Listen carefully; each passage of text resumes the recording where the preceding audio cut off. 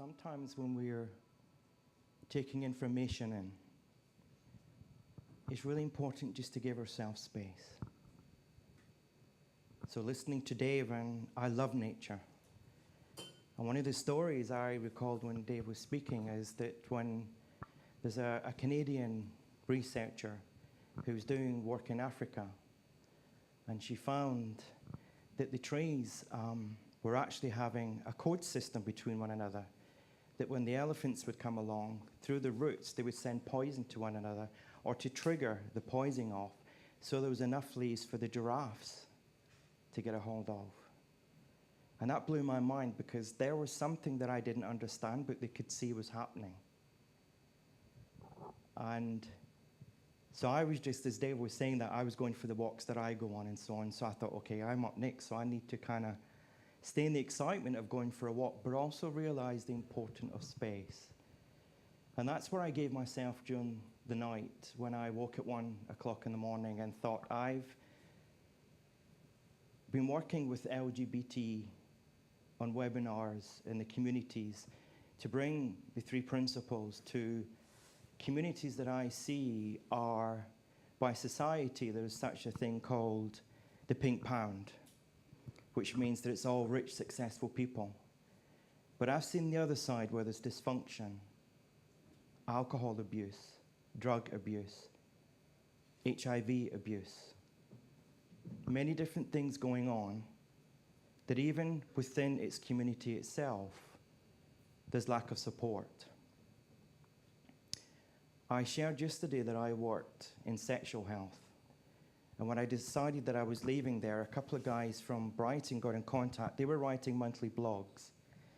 And they wanted to see what I was doing. And I said that I wanted to work within a community, that it was important to me, and just see what was happening.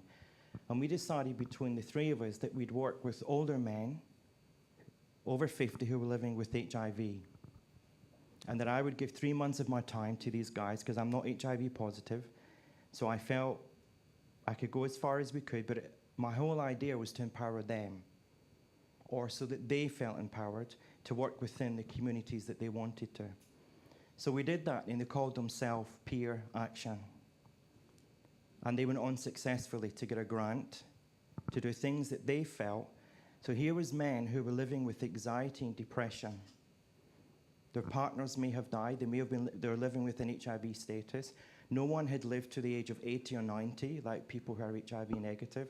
So there was no kind of role models that they could look at, well, I'll live to be old and grey.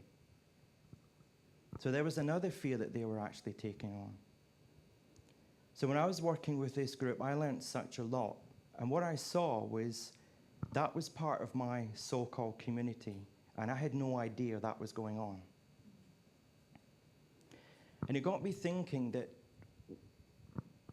when I shared yesterday that I was always, from knee-high to a grasshopper, I'd be the one, it would be helping everyone, that how innately we all have that inside of us. We're all natural-born helpers. When you look at how every single person was created, look at how you were created. A sperm and an egg came together, and you're here. To me, that's a miracle. That I see every single person sat here right now is the miracle of life. And that miracle doesn't stop. It's working for you every single moment. It's allowing you to grow. It's allowing you to breathe. It's bringing your teeth. It allows you to stretch. It brings in your hair. For me, it takes it back out. But it's continually working with you to give you the best possible you in the moment. And the more we give ourselves space, we begin to see not what makes us up.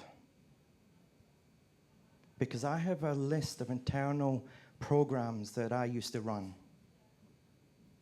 A lot of it was when I saw from a very early age that it wasn't safe for me to be true to me as someone who didn't understand what he was feeling.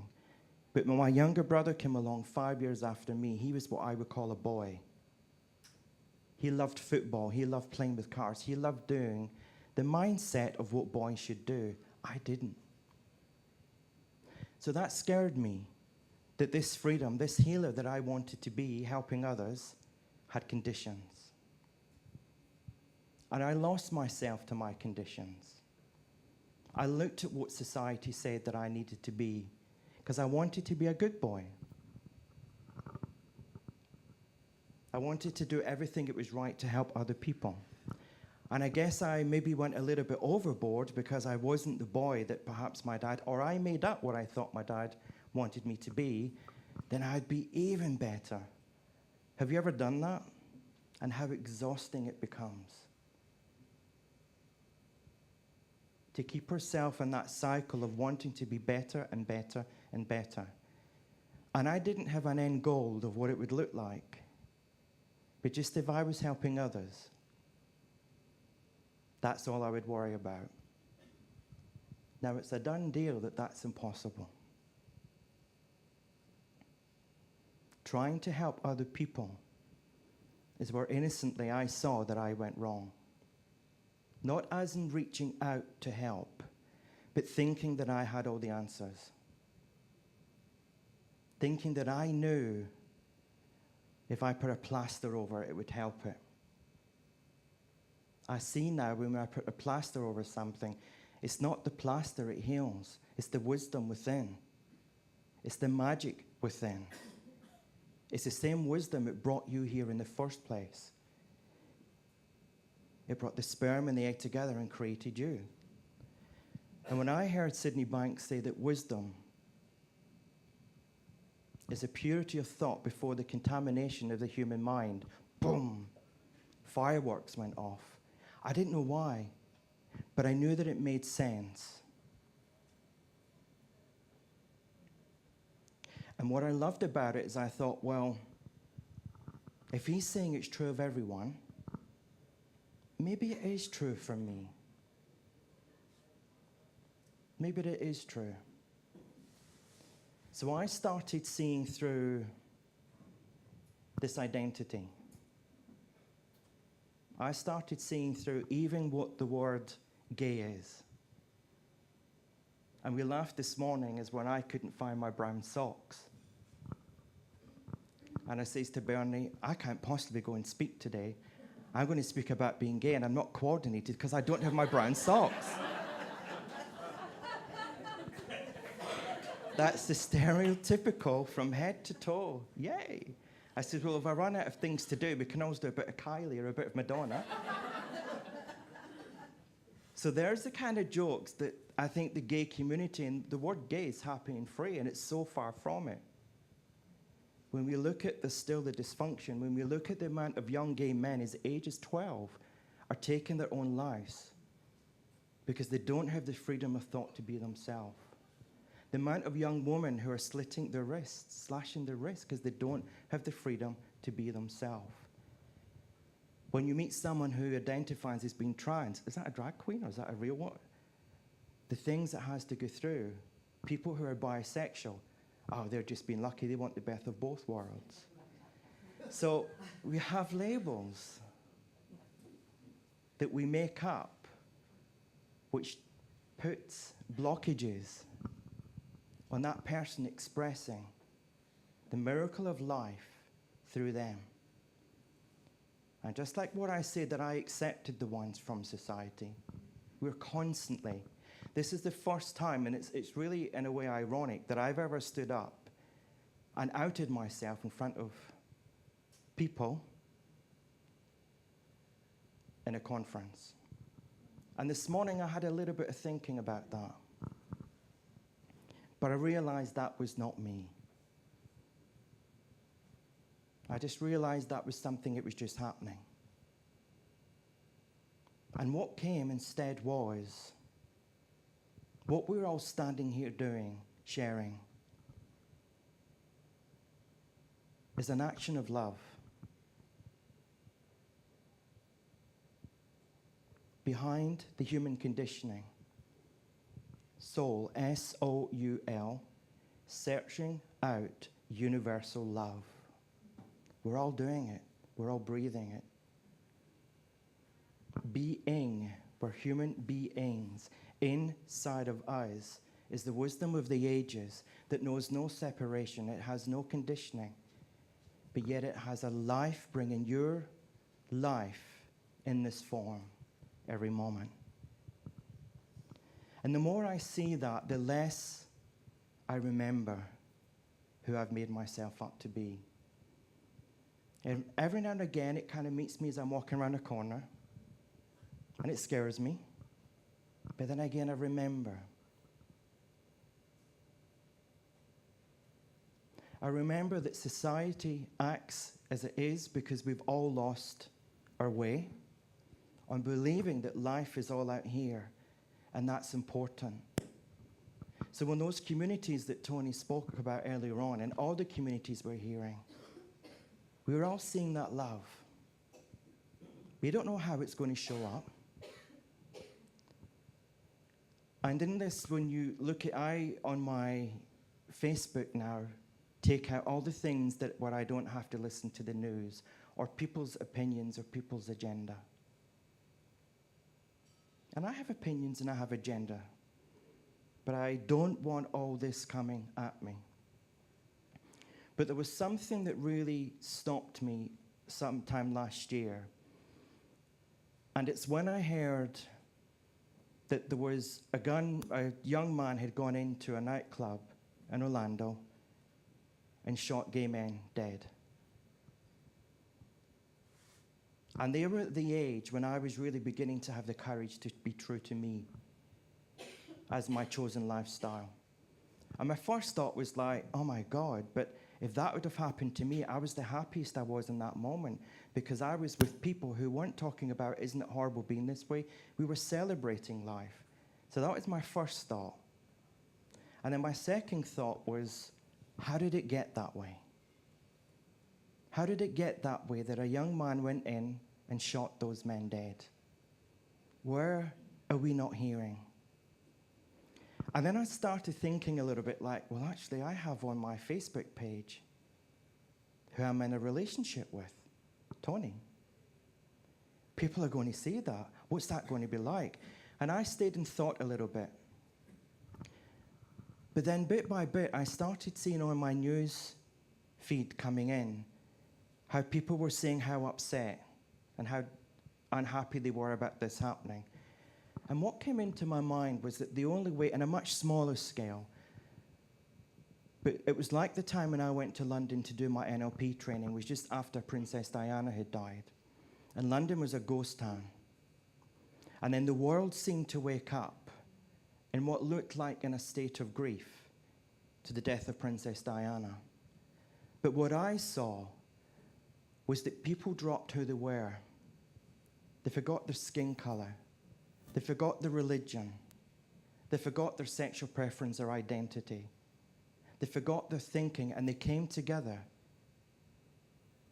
as what looked like grief.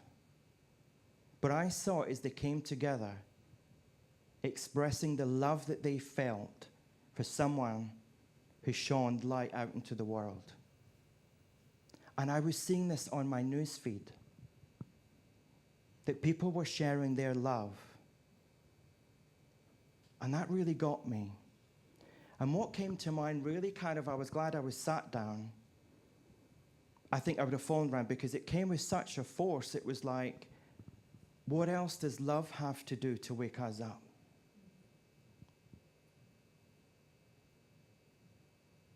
We get so good in society, oh, isn't that terrible? It's just like that. And then we move on to the next thing. I had a little, very quick conversation at the end of the night with Rob last night, and we were talking, and there was a lady, Susan Jeffers, who wrote Feel the Fear and Do It Anyway. And that was at my time when I was into reading lots of kind of self-help books and how to get things. But there was one thing that I always remember that when, what Susan had said was that when she looked at her generation, what she saw was that you had your elders of the family who were respected. You had your aunts, your uncles, and your grandparents. And they also helped to run the family. And then she says, in this world, I think you use a thing which is known as the latchkey kids, where the kids can let themselves into school, and the neighbours would look after them if the parents were out working. She says, but how are we helping each other in that way now? Well, we can see marriages are falling apart. Women are falling pregnant quicker and earlier. So we can see that the world is changing. But what role do we play in that change? And when we were talking about that last night, Rob was telling me that he was a latchkey kid, but the delight in his face, it wasn't like, oh yeah, that happened. The delight in his face, and for that moment, it was magic. And we weren't talking about anything profound as such, but we created a space where we met together. And where the intelligence behind all things allowed us just to be without any thinking. I've not been a latchkey kid, so I don't know what it's like, but I had a grandmother on my mum's side that when my mum was out working, that's where we went to have our meals and so on. So I came from a very nurturing family. So my story of someone who identified in that way, I don't know if it was easy because I had the love of a supportive family, but my rejection of, well, I'll reject you before you reject me, became so strong that I know at some stage in my life, and I was looking at something that I wrote years ago, and I named it as when I was age 12, I would have said that I became, I don't know if it would be classified as a split personality, but I had two personalities, where I had the one where I'd be the good boy, and I'd be the other part where I'd truly be me when I was in my room on my own. So my identity would never be shown to the world, is what I thought. Now, where's my magic showing up there? It's still alive. I'm still breathing it. It doesn't say, well, you're not listening, so I'm not listening to you. It's still giving me everything that I need in that moment, despite the level of thinking that I had. But you know, there's something that Tony says a few times over this, despite myself. And I saw that when I went out to Salt Spring Island. Despite myself of not wanting to be there. We joke now when we say, well, wisdom had its way. What did I know? And I love saying that now. Because what I've seen, that I can tell you all the stories of all the things, but it's the unlearning of who I've made myself up to be. That I see that the gift of mind, thought, and consciousness gives me every single moment. I see that thought is completely neutral until I do something with it. We can't stop thought. I was standing before, and I took a few moments, and I was looking out at the river, and the wind was blowing it, and it's all going in the one direction, but you could see little bits moving over. Was that freaking out? We're not working in perfect unity. It was just doing what it was doing beautifully.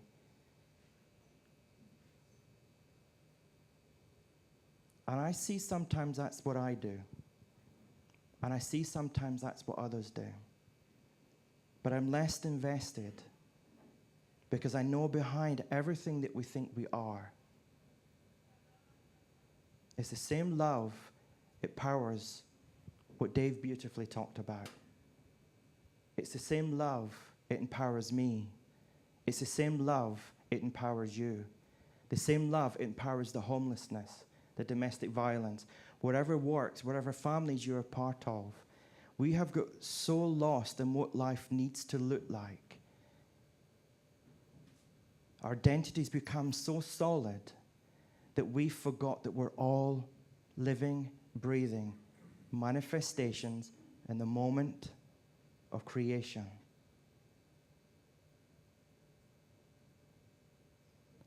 And I don't know truly what Sydney Banks saw, because I'm not Sydney Banks. But what I have seen when I listened to Sid is something inside of me. He's the first person that I've ever listened to. It says, do not be a follower. All my life I was following. If I do this exercise, it'll be better. If I do that exercise, it'll be better. If I meditate longer, I must meditate the way I was before. I see that in innocence, that I've always tried to do my best. giving with the level of thought and consciousness, in that moment, I've always done my best. Now, Pre said, I didn't think that was available.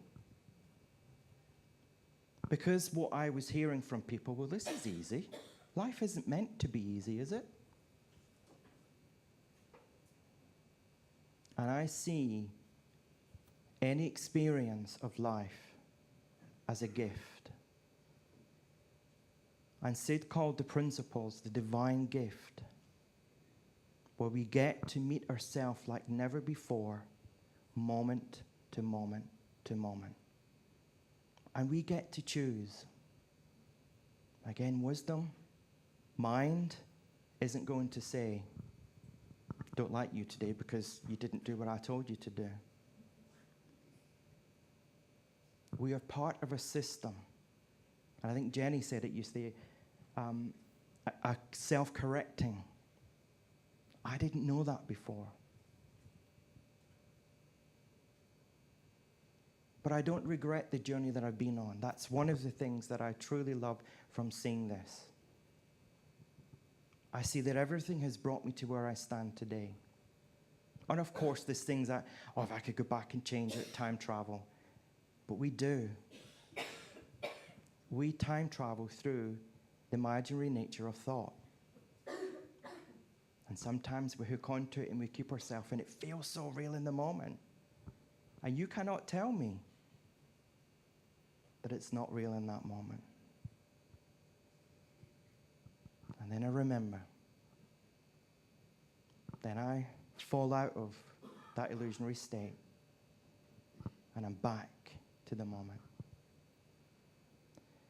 And what I loved about what Sid said, his message for me, what I hear, when I realized that no one was out to get me more than I was out to get myself, what I hear, and I'll say it again, do not be a follower. Everything you're looking for is inside of you.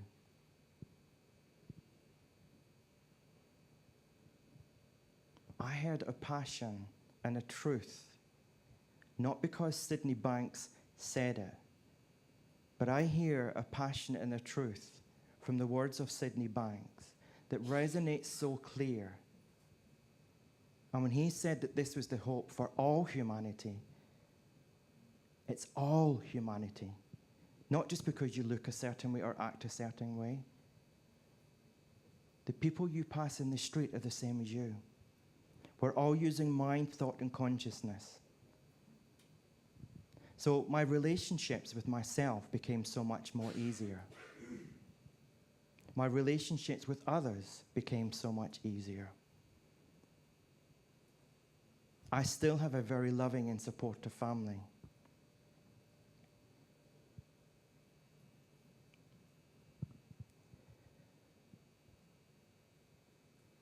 That was never part of my made-up illusion. That was never part of the possibility.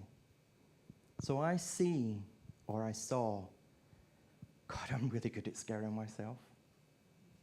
I have a degree in scaring myself. I can put myself on that roller coaster ride, which I hate roller coasters, but I can put myself on that ride. And sometimes it feels that, I'm going back to the days when it was 50 pence. I don't know how much it is nowadays, but I would give them £1.50 just to go on it 3 times, just to prove that I really was scared. And get off and say how scared it was and want to go back on again. And it always gets me. It's like, I laugh now when I see it, but people go on a roller coaster and they scream the whole way around it. So, my hope is with starting the webinars we've called it the LGBT community.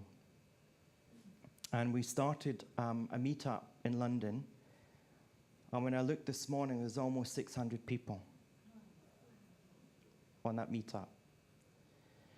And it was interesting because I was thinking, well, actually, I'm not L, I'm not B, I'm not T. So how can I stand in front of people and talk as if I know what it's like for that community. But I know what it's like to be fearful. I know what it's like to be happy.